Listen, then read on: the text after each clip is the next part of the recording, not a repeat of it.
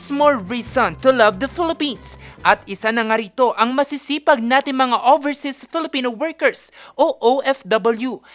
Kaya sa kanilang pagbabalik sa Pilipinas, isang VIP treatment ang hatid sa kanila ng pamahalaan. Ito'y sa inilunsad na pasyal pamilya na ng Department of Tourism, Department of Migrant Workers at Intramuros Administration.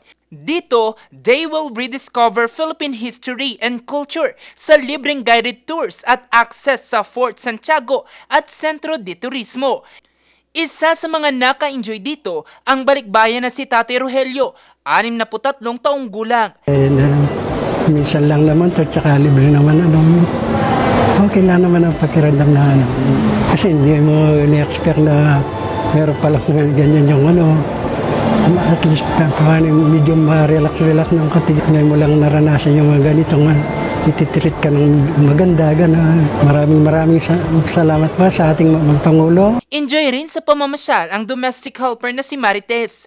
Ang dami nilang pina-experience sa amin na masaya. Yung kumbaga, kami, feel free kami ngayon. Ang sarap ng pakiramdam kasi parang ngayon lang ako nakalaya.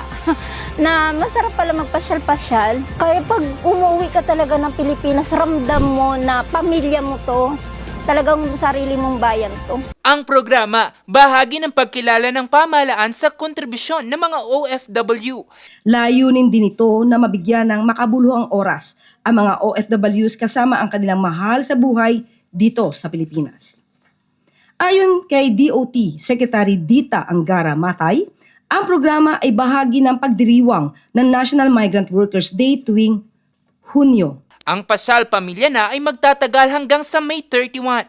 Bukas ito sa lahat ng OFW at returning migrant workers. Maaari silang magsama ng 4 na individual basta't may papakita lamang nila ang Valid Overseas Employment Certificate o OWA Membership ID. Jose Robert Inventor, RNG News.